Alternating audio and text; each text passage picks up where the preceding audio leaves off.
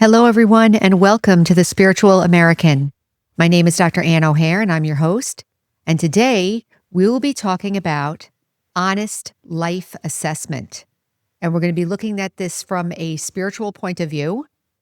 And before we get started, please consider like, sharing, and subscribing. As you know, that helps YouTube get this content out to more and more people.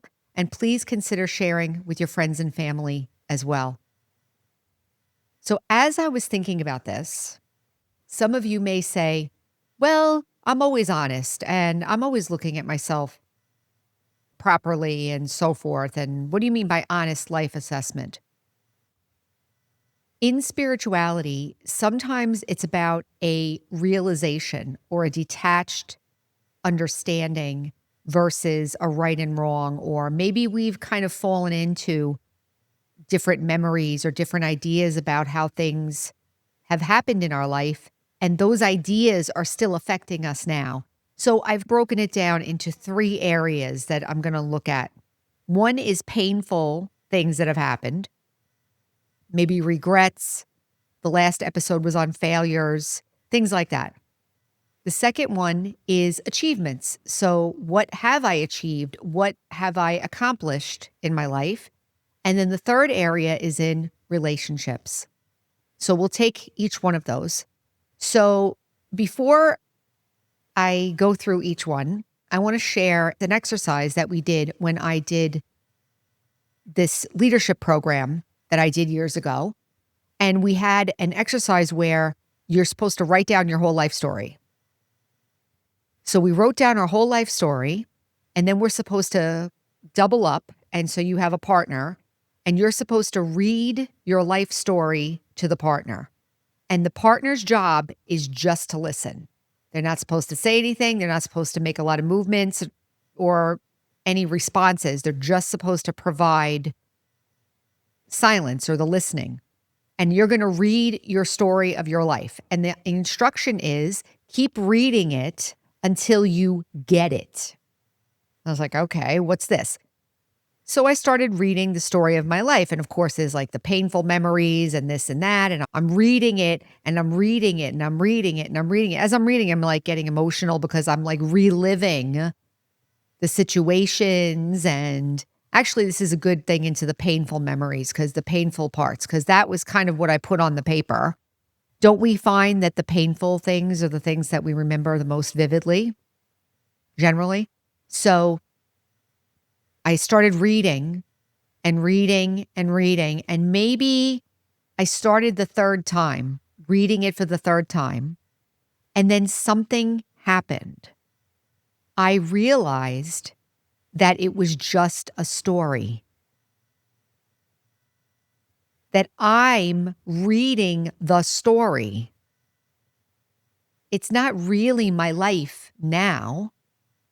It's memories, maybe the effects of the choices and the things that happened are still with me now. But what was on the page is just a story. It's not me. It was like I was separate from the story. So it was an amazing moment, actually, because it was the moment of, let's say, detachment. Like you have a little bit of an objectivity with your life. So in this episode, I'm going to invite us to have a little bit of objectivity. So with those painful situations or painful memories, you may want to go back to episode 90, which was rewriting my memories, which I go into how to go into meditation and go to a specific memory and rewrite it so that your needs are met. Very powerful, actually. So if I'm looking at having an honest life assessment, let me look at those painful situations and let me see if I can get a little bit of objectivity around those painful situations. There's a lot of ways to do this. There's a lot of different exercises and meditative things you can do. Like, for instance, you can imagine yourself as an adult back in the scene with yourself, guiding or protecting yourself. You can imagine, like I suggest in the rewriting your memories, where you take the other person and let them do exactly what you wanted them to do. Like they did do what I wanted them to do. They did take care of me. They did say the right thing. They did do all that.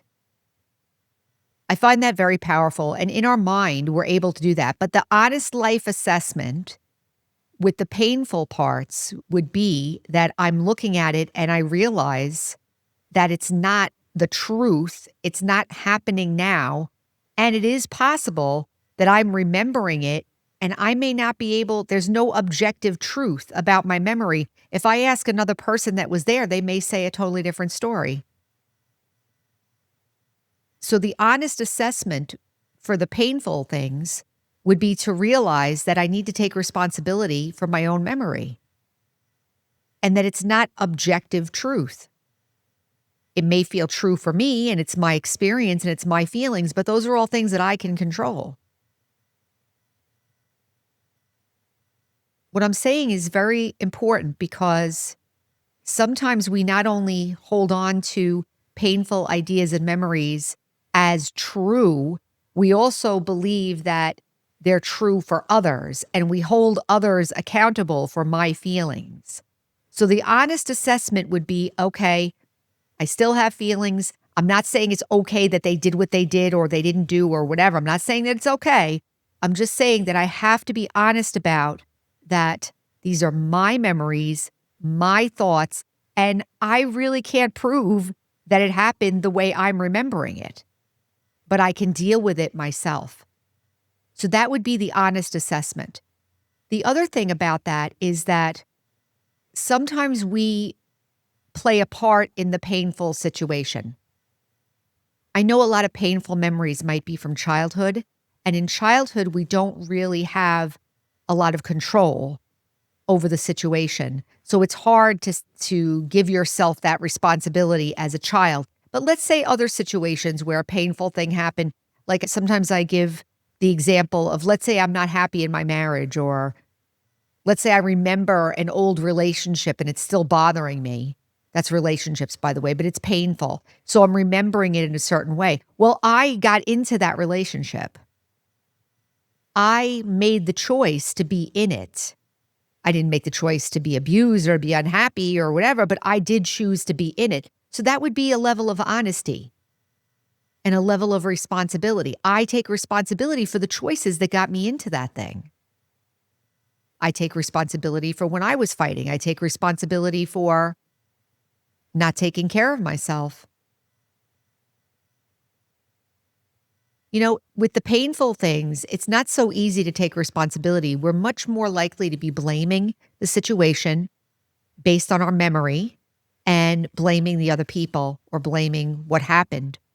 But I think if we're looking to be honest, it's helpful to take responsibility back because then I can deal with my own feelings and heal them. And then that impact of that will not keep moving forward. And that's what we want. We don't want the past to keep on influencing my future. The second area is achievements. So the honest life assessment with achievements. Have I been honest about what I've done, what I haven't done? Have I taken credit for what I have done? Have I taken too much credit? Am I arrogant about it? Do I hold it over people's heads? In my case, I didn't want to take credit for things that I've done. Not sure why, actually. Maybe I need to keep looking at that. But it was almost like if I took credit for it, then that would mean I was being pushy or arrogant or something. But in my life, I've had many, many achievements and I've been very successful in a lot of things. There's nothing wrong with taking credit for that internally, like we call that maybe pure pride or something, like pride for merit. Like I actually did do it. Yes, I did do it. It's like logical. It's honest. Yes, I did get a doctorate in nursing. Okay, fine. Am I going to use that to be mean or whatever, or think that I'm better than I am? No. But yes, I need to take credit for the things that I've done. Also be honest about the things that I haven't done. Maybe be honest about the opportunities that I didn't take. Are there times in your life when you have maybe regrets about things that you didn't do?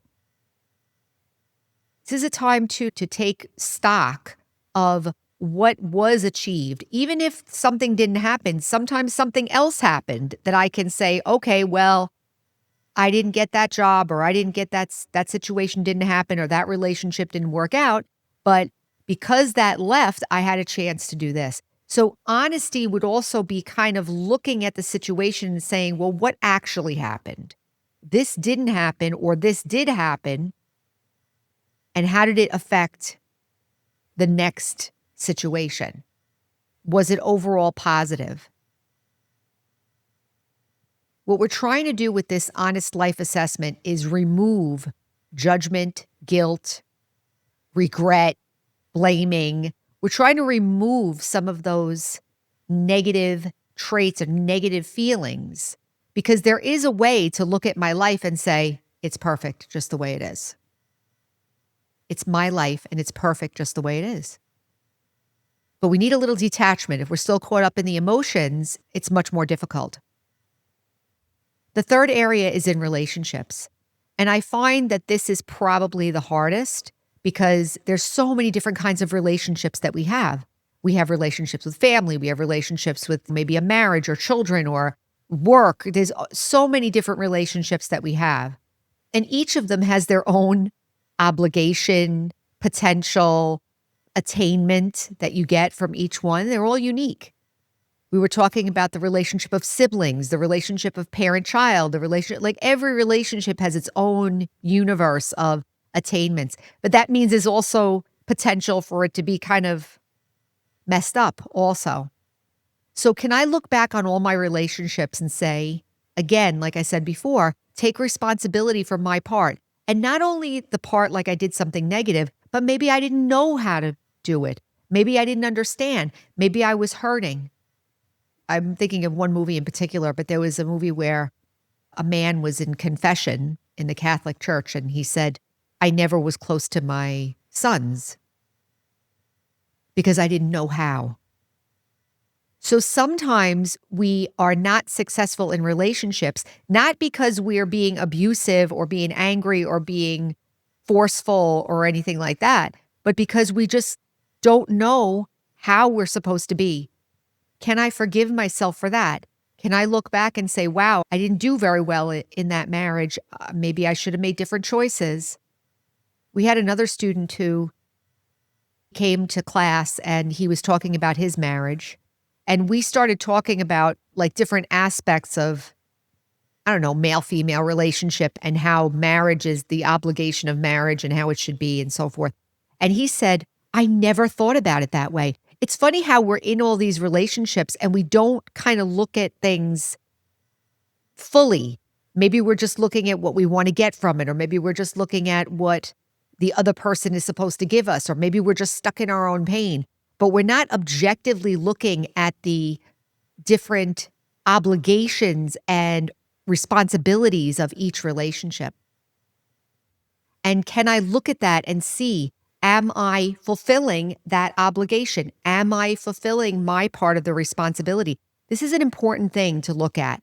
Even now in our relationships, now, I'm thinking about the past, but we should look at our relationships now. My relationship with my parents, my relationship with my spouse, my relationship with my children, my relationship at work, my relationship with my body, my relationship with my health. All those relationships, they come with an obligation and a responsibility. So the honesty would come when I say, well, let me take a look at this. Do one. Just look at one. Whichever one you're having problems with right now.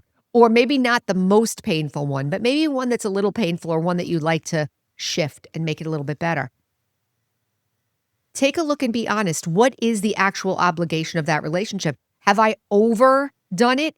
Am I overreaching in that relationship? Do I expect too much? Do I talk too much? Am I kind of overbearing? Or do I hold back? Am I not giving enough? Am I being a little bit spoiled or taking advantage of the relationship? So those are things that we can assess honestly and see. And I'm here to say that when we do start looking at it that way, you start to feel better because at least it's logical and it's something I can do about it versus just suffering. We can really suffer in relationships. I think that this approach of looking at the relationship in and of itself and seeing, well, wait a minute, where do I stand here? And taking responsibility is very positive. And then the last thing I want to share is the idea of looking at the past, present, and future as a way of having an honest assessment of my life. Every action that we do, and others do also, but I can only better to just look at myself. Every action that I do, there's a reason for it. And the reason is not I'm just a bad person or I'm just a great person. That's not the reason. The reason that we do things is because there's a belief system and an idea and a feeling and a perception that's happening in that moment that's informing the decision. So if I feel like this person is being mean to me or abusing me, I'm going to have a perception that that's the way it is, and my actions are going to be consistent with that perception. Why am I saying this? Maybe that sounds like common sense. But when we're looking at an honest assessment of our life, we have to take a look at the past, present, and future of our behavior. Where did that belief come from? What did I learn growing up? I was talking in class yesterday about how I grew up in an environment and socially where outward success was very much valued. Inner feelings were not so much valued. So if I look back on my relationships and I see that I was more interested in getting something or more interested, or even in not only in relationships, but in, let's say, achievements, I was more interested in getting something. I wasn't very sensitive to others' feelings. I was very outwardly oriented. It makes sense that in relationships, maybe I wasn't so good at listening to people. It makes sense. So the past is informing that behavior. And then the future, if I keep doing that, I'm obviously not going to have fulfilling relationships. I'm still going to feel upset, and I'm still not going to be fully satisfied in my job environment and so forth. So if I look at the past, the present, and the future, that means I'm looking at what is the background behind that decision making. Then comes the behavior, and then I can look at how it would show up in the future. So let's do a reflection just for a moment on this and get a little insight for ourselves. So just sit quietly. First reflection, just do like a quick scan of your life and use the 3 areas: the painful things, the achievements, and the relationships. And just do a quick scan of your life. You may want to take a piece of paper, maybe make 3 columns, those 3 areas, like painful things that have happened, achievements, and relationships. And just take a few minutes and write down the significant items in those areas. You can even stop the video if you want. Just write down the significant times in your life that you would like to get more honest about, get more room around, and get some freedom around, and make yourself feel better. So write that down.